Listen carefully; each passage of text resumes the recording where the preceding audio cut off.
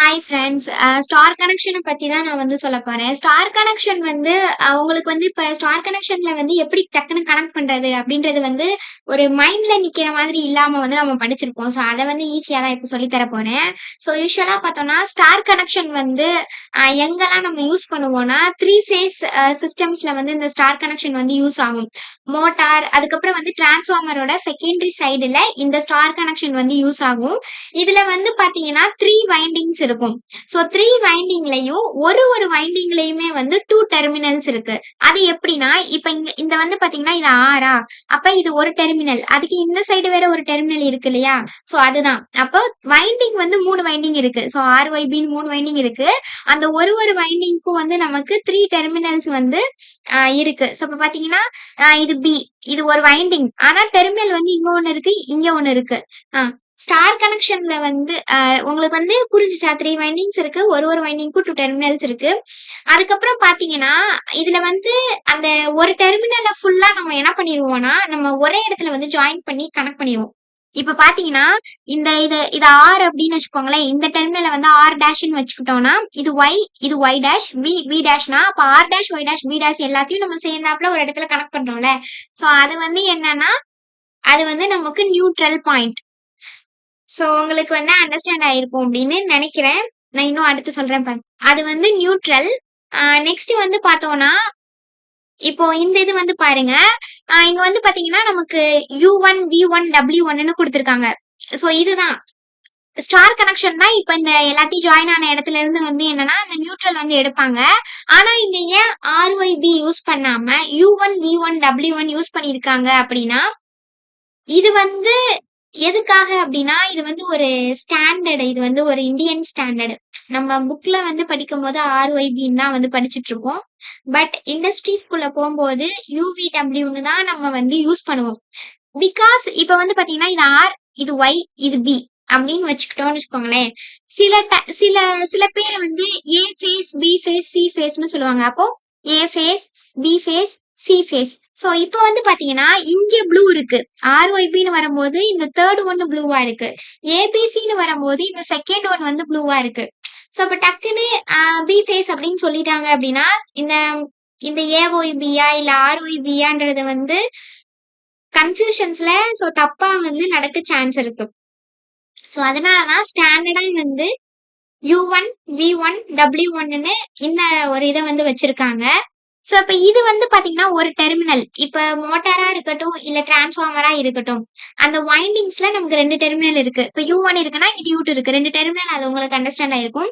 So RYB வந்து supply. இந்த RYB வருது இல்லையா? சோ அது வந்து சப்ளை.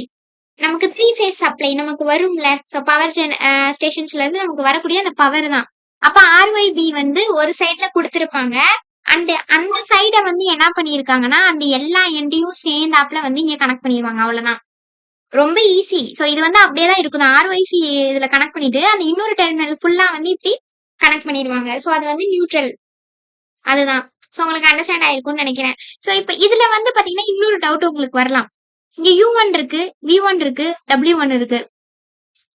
U2 V2 இங்க W2 இருக்கு. இதையும் ஏன் U2 V2 W2னே வச்சுக்கலாமே, ஏன் W2 U2 V2ன்னு வச்சிருக்காங்க அப்படின்னு டவுட் வந்து வரலாம். அதுக்கு வந்து என்ன ரீசன் அப்படின்னா நீங்க U2 V2 W2ன்னு வச்சுக்கலாம். பட் இதுதான் வந்து ஸ்டாண்டர்டு. U2 V2 W2ன்னு வச்சும் பண்ணலாம். சோ அதுவும் ஒர்க் ஆகும். ஆனா வந்து சில டிஃபிகல்டிஸ் வந்து வர்றதுக்கு சான்ஸ் இருக்கு. அதே மாதிரி வந்து கன்ஃபியூஷன்ஸ் வந்து ஆகிறதுக்கும் சான்ஸ் இருக்கு. சோ இப்படி இருக்கிறதுலாம் வந்து ஈஸியா இருக்கும். அது ஏன் அதனால அப்படின்னா நமக்கு ஸ்டார் கனெக்ஷன்ல வந்து அந்த ப்ராப்ளம் வராது. நம்ம வந்து டெல்டாக்கு போகும்போது நமக்கு அந்த ப்ராப்ளம் வந்து வரும். சோ இப்ப வந்து பாருங்க. இப்ப பாத்தீங்கன்னா U1 V1 W1. சோ மேல வந்து இந்த RYB இதுவும் வந்துட்டு இருக்கு சப்ளை. சோ இப்ப U1 V1 W1 இருக்கு. இதுல செகண்ட் எண்ட ஃபுல்லி வந்து இந்த மாதிரி கனெக்ட் பண்ணிட்டாங்க. ஓகேவா?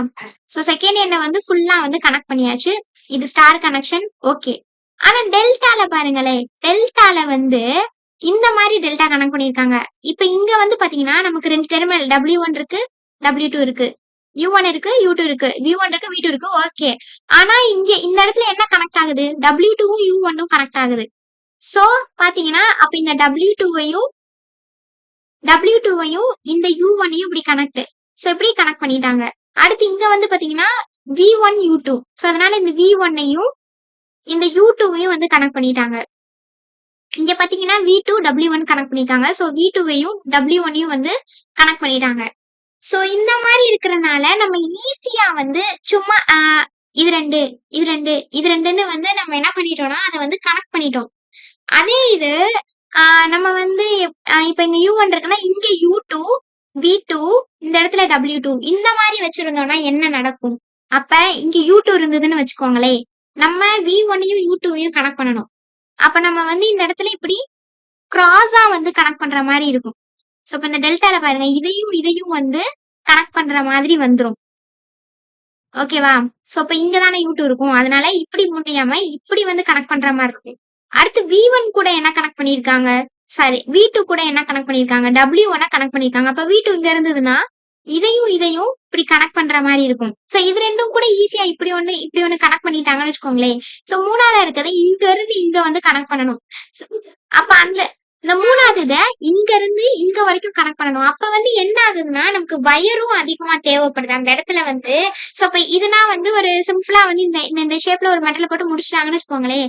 சோ இங்க இருந்து இங்க அப்ப நமக்கு அந்த அந்த இதுவும் வந்து லாங்கா தேவைப்படுது, ஒர்க் ஆகும். பட் நமக்கு அதுவும் வந்து லாங்கா தேவைப்படுது. அதே போல வந்து இப்படி ஸ்ட்ரைட்டா இருக்கும் போது டக்குன்னு வந்து முடிவெடுத்து பண்ணிடலாம். அந்த மாதிரி கிராஸா வரும்போது கொஞ்சம் கன்ஃபியூஷன்ஸும் வந்து ஏற்படுறதுக்கு சான்ஸ் இருக்கு. சோ அதனால ஸ்டாண்டர்டா வந்து இந்த ஃபார்மட்ல வந்து ரைட் பண்ணுவாங்க. நான் உங்களுக்கு வந்து ஒரு இண்டஸ்ட்ரி ஃபார்மட்ல நீங்க போறீங்க, இப்ப டக்குன்னு வந்து ஸ்டார் கனெக்ஷன் கொடுக்கணும் அப்படின்னா இப்படிதான் வந்து நம்ம வந்து கொடுக்கணும். உங்களுக்கு அண்டர்ஸ்டாண்ட் ஆயிருக்கும்னு நினைக்கிறேன். நான் நெக்ஸ்ட் வீடியோல வந்து டெல்டா கனெக்ஷனை பத்தி வந்து சொல்றேன். அதுக்கப்புறமா நம்ம கம்பேரிசன்லாம் வந்து பார்க்கலாம். சோ அதுக்கப்புறம் பாத்தீங்கன்னா மோட்டார்ஸ். இந்த மோட்டார்ஸ்ல வந்து ஸ்டார் கனெக்ஷன் யூஸ் பண்றாங்க. எதனால அப்படின்னா இந்த ஸ்டார் கனெக்ஷன் வந்து நமக்கு வந்து ரெடியூஸ் பண்ணுது ஸ்டார்டிங் கரண்ட்டை. சாரிங்க, நான் வந்து ஸ்டார்டிங் ஸ்பீடுன்னு வந்து நான் ராங்கா போட்டிருக்கேன். ஸ்டார்டிங் கரண்ட்டை வந்து என்ன பண்ணுதுன்னா அது வந்து ரெடியூஸ் பண்ணுது. அப்போ மோட்டாரை வந்து ஸ்டார்ட் பண்ணும்போது நமக்கு அது அதிகமான கரண்ட் வந்து எடுத்துக்கும். நம்ம இந்த இது போடும்போது நம்ம வந்து இந்த ஸ்டார் கனெக்ஷன் போடும்போது என்ன ஆகுது, அந்த ஒரு சைடு ஃபுல்லா வந்து நமக்கு நியூட்ரல் ஆகுதா. ஸோ நியூட்ரல் ஆகும்போது நமக்கு வந்து வோல்டேஜ் லெவல் வந்து நமக்கு கம்மியாகும். நமக்கு வந்து அந்த ஃபேஸ் வோல்டேஜ் வந்து நமக்கு கம்மியாகும். ஃபேஸ் வோல்டேஜ்னா வந்து லைன் வோல்டேஜ √3 டிவைட் பண்ணா நமக்கு ஃபேஸ் வோல்டேஜ் வந்து கிடைக்கும். சோ நமக்கு வோல்டேஜ் கம்மியாகிறனால ஆட்டோமேட்டிக்கா ஓம்ஸ் லா படி பார்த்தோம்னா வோல்டேஜ் கம்மியாகுதுன்னா கரண்ட்டும் நமக்கு கம்மியா தான் ஆகும். சோ அதனால அந்த மோட்டாரும் வந்து நமக்கு ஸ்மூத்தா வந்து ரன் ஆகும். ஸ்டார்டிங்ல கம்மியான கரண்ட்டை வச்சுதான் அந்த மோட்டாரை வந்து ஸ்டார்டிங் கரண்ட் வந்து கம்மியா இருக்கிறத வச்சுதான் ரன் பண்ணுவாங்க. ஸ்டார் கனெக்ஷன்ல தான் இருக்கும். ஸோ ஒரு 80% ஸ்பீடை வந்து அட்டைன் பண்ணினதுக்கு அப்புறமா அதை வந்து டெல்டா கனெக்ஷனுக்கு வந்து சேஞ்ச் ஆகும். அதெல்லாம் எப்படின்னு நான் வந்து நெக்ஸ்ட் வரக்கூடிய வீடியோஸ்ல வந்து போடுறேன். இப்ப இது வந்து உங்களுக்கு அண்டர்ஸ்டாண்ட் ஆயிருக்கும் அப்படின்னு நினைக்கிறேன். நம்ம நெக்ஸ்ட் வீடியோல பார்க்கலாம்.